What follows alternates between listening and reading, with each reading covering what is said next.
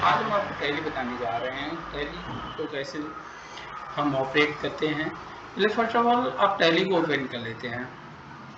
आप देखते हैं कि आपके सामने जो है टैली यहाँ पर डिस्प्ले हो रहा है। इसमें हमें पहले क्या कर लेना है कि हमें यहाँ पे चले जाना है वर्क इन एजुकेशनल मोड में, क्योंकि अभी हम लोग जो सीख रहे हैं वो हमारा एजुकेशनल मोड होता है। तो हम वर्क इन एजुकेशनल मोड पे क्लिक करते ही देखते हैं कि हमारे सामने जो होता है गेटवे ऑफ टैली का स्क्रिप्ट जो होता है डिस्प्ले हो जाता है। इनकेस अगर मान लीजिए कि अगर हमारे पास कोई भी कंपनी नहीं है तो हमारे सामने इस तरीके से एक स्क्रीन डिस्प्ले होगी जिसको आप कंपनी इन्फो कहते हैं। कंपनी इन्फो में देखते हैं कि सबसे ऊपर जो होता है आपका टाइटल बार डिस्प्ले करता है, जहां पर tally.erp9 डिस्प्ले होता है। देन इसके राइट साइड में आपका मिनिमाइज, मैक्सिमाइज और क्लोज बटन डिस्प्ले होते हैं। देन यहाँ पर आप देखते हैं कि यहाँ पर प्रिंट, एक्सपोर्ट, ईमेल, अपडेट, इस तरीके से ऑप्शन डिस्प्ले होते हैं जिसको हम लोग हॉरिजॉन्टल बटन बार कहते हैं। देन इसके बाद आपका गेटवे ऑफ टैली होता है। इस गेटवे ऑफ टैली में current period, current date, list of selected company और कंपनी के नाम और जो भी लास्ट डेट में आपने वाउचर एंट्री किया है वो यहाँ पर डिस्प्ले होता है। देन इसके बाद अगर हम देखते हैं तो हमारे यहाँ पर कंपनी इन्फो डिस्प्ले होता है। कंपनी इन्फो के बाद हमारा ये वर्टिकल बटन बार होता है जिसपे कॉन्फ़िगरेशन दिखाई दे रहा है। देन इसके नीचे आप देखते हो कि प्रोडक्ट इन्फो, जो भी आपके टैली होती है उसके बारे में पूरी इन्फॉर्मेशन आपको यहाँ पर मिल जाता है। जैसे टैली है, टैली का लोगो यहाँ पर डिस्प्ले हो जाता है, टैली कौन सा वर्जन है, ठीक है। चूंकि अभी हम लोग जो पढ़ रहे हैं टैली ERP9 पढ़ रहे हैं, ठीक है। देन उसके बाद आपका लाइसेंस सर्विस डिस्प्ले होता है, कॉन्फ़िगरेशन होता है और कैलकुलेटर डिस्प्ले होता है। किसी भी ऑप्शन को एक्टिवेट करने के लिए कुछ इसके शॉर्टकट भी आपको यहाँ पर डिस्प्ले हो जाते हैं कि अगर आपको टैली गेटवे ऑफ टैली पे काम करना है तो कंट्रोल प्लस एम का यूज करेंगे, कैलकुलेटर पे काम करना है तो कंट्रोल प्लस एन का यूज करते हैं, ठीक है। कल control plus L plus F का कॉन्फ़िगरेशन पे काम करते हैं। लाइसेंस सर्विस पे करना है तो कंट्रोल एल प्लस एल का यूज करते हैं। टैली को अपडेट उसके वर्जन को जाना तो कंट्रोल प्लस एल्ट और टी का यूज करते हैं। जैसे कि अभी हम इसको यूज करके भी देख लेते हैं कि बाकी में कैसे काम करता है। तो हम लोग कंट्रोल एल्ट के साथ टी प्रेस करते हैं तो देखिए इसका जो होता है प्रोडक्ट का फीचर्स जो होता है हमारे सामने डिस्प्ले हो जाता है। फिर इसके बाद अगर आपको लगता है कि नहीं हमको लाइसेंस की चीज के लिए चाहिए तो कंट्रोल एल्ट के साथ एल प्रेस कर दीजिए, लाइसेंस आ जाएगा। लाइसेंस के बारे में जितनी भी इंफॉर्मेशन होती है आपके सामने यहाँ पर डिस्प्ले हो जाता है, ठीक है। देन उसके बाद अगर आपको कॉन्फ़िगरेशन के बारे में जानना है तो कंट्रोल एल्ट के साथ एफ को प्रेस करते हैं। अगर आपको कोई कैलकुलेशन का काम करना है तो कंट्रोल के साथ एन प्रेस करते हैं तो देखते हैं कैलकुलेटर आ गया। जैसे मान लीजिए आपको 5 प्लस 101 को ऐड करना है तो अब यहाँ क्लिक करते हैं तो आपको दिखाई देता है कि 106 जो होता है यहाँ पर वो डिस्प्ले हो जाता है। फिर आपको गेटवे ऑफ टैली पर जाना है या टैली में वर्क करना है तो आप कंट्रोल के साथ एम प्रेस करते हैं तो आप देखते हैं कि आप अपने कॉन्फ़िगरेशन में आ गए हैं। फिर आप स्केप करके आप गेटवे ऑफ टैली के पास पुनः पहुंच जाते हैं। अब हम लोग देखते हैं कि टैली में कंपनी को कैसे क्रिएट किया जाए, कैसे बनाया जाए। तो आज हमें जाने के लिए हम लोग यहाँ पर कंपनी इन्फो के पास यहाँ पर हैं, हमें जाना है। देखिए यहाँ पर हाईलाइट जो वर्ड करता है उस वर्ड को आप डायरेक्टली प्रेस करते हैं, जैसे रेड कलर में हाईलाइट कर रहा है उस पर अगर आप क्लिक कर देते हैं तो ये इसका शॉर्टकट की होता है आपके लिए। वो कंपनी जो होती है ओपन हो जाती है कंपनी क्रिएशन के लिए। अब यहाँ पर कंपनी क्रिएशन का विंडो हमारे सामने डिस्प्ले हो जाता है। यहाँ पर सबसे ऊपर डायरेक्टरी दिखाई देता है। डायरेक्टरी में यहाँ पर जो पाथ दिखाई दे रहा है सी ड्राइव, यूजर, पब्लिक करके दिखाई दे रहा है, tally.erp और डाटा। तो ये बताता है कि जो भी आप टैली में कोई कंपनी क्रिएट करते हैं वो सी ड्राइव के यूजर के पब्लिक टैली ERP के डेटा में यह आपका जो भी कंपनी बनेगी वो वहां पर जाकर स्टोर होगी। जैसे मान लीजिए कि अगर हमने राम नाम की कोई कंपनी बनाते हैं तो राम की कंपनी जो होती है ये कहाँ पर स्टोर होगी, सी ड्राइव की यूजर के पब्लिक के tally.erp और डेटा भी। और राम की कंपनी है, तो अगर राम की जगह पर अगर आप राम लास्ट में कुछ और भी देना चाहते हैं तो आप यहाँ पे इंड की को प्रेस करते हैं तो देखते हैं कि कर्सर जो होता है मूव करके इंड में आ जाता है। देन यहाँ पर आ देते राम ट्रेड डॉट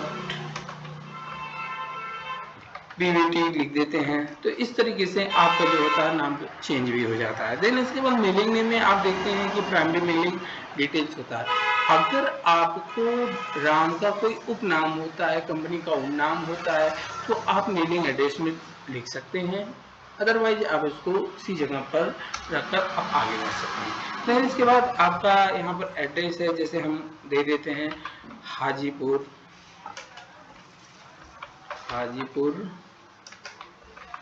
चोलापुर वाराणसी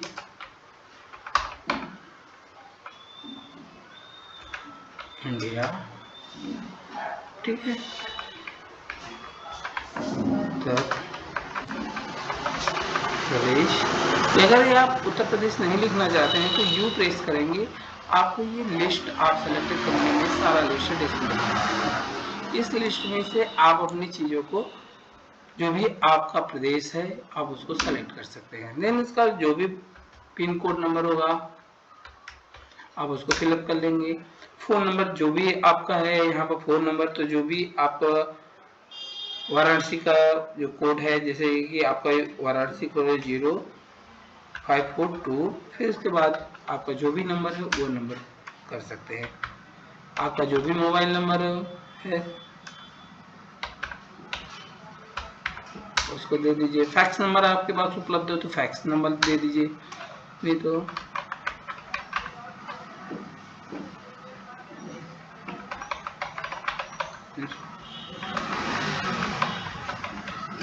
आप मेल नंबर भी दे सकते हैं।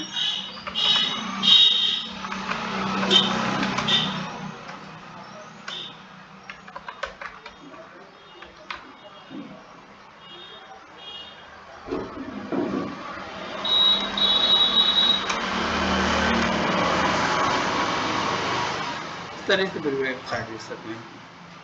लेकिन आप देख सकते हैं कि book and financial year details यहाँ पर दिखाई देता है। तो यहाँ पर दिखाई देता है कि फाइनेंशियल ईयर, तो जो हमारा कंपनी का फाइनेंशियल ईयर होता है 1/4/2022 से जो होता है 31 मार्च 2023 तक होता है, क्योंकि फाइनेंशियल ईयर डिस्प्ले होता है 1 अप्रैल टू 31 मार्च। उसके नीचे आपका दिखाई देता है बुक बिगनिंग फ्रॉम, कि मतलब ये बताता है कि आप अपनी कंपनी को किस समय से स्टार्ट कर सकते हैं। चूंकि आपका एजुकेशनल मोड होने के कारण, जैसे कि अभी हम एग्जांपल के रूप में आपको दिखाते हैं कि 10/10 को हमारी कंपनी ओपन होती है 10/10/2022 को, तो ये 10/10/2022 को नहीं लेता, क्योंकि एजुकेशनल मोड होने के कारण ये जो कंपनी होती है 1 तारीख को ही एक्सेप्ट करता है। अगर हम 1/10/2022 दे देते हैं तो ये कंपनी यहाँ पर उस चीज़ को एक्सेप्ट कर लेती है और आपकी यहाँ से कंपनी बुक बिगनिंग स्टार्ट हो जाती है। फिर इसके बाद सिक्योरिटी कंट्रोल होता है। सिक्योरिटी कंट्रोल एक अलग से टॉपिक है, हम आपको इसको आगे चल के एक्सप्लेन करते हैं। देन इसके बाद अगर हम देखते हैं कि बेसिक करेंसी इंफॉर्मेशन में क्या होता है कि आपका बेस करेंसी सिंबल जो होता है वो रुपीस में होता है, इसको आप एज इट छोड़ देते हैं।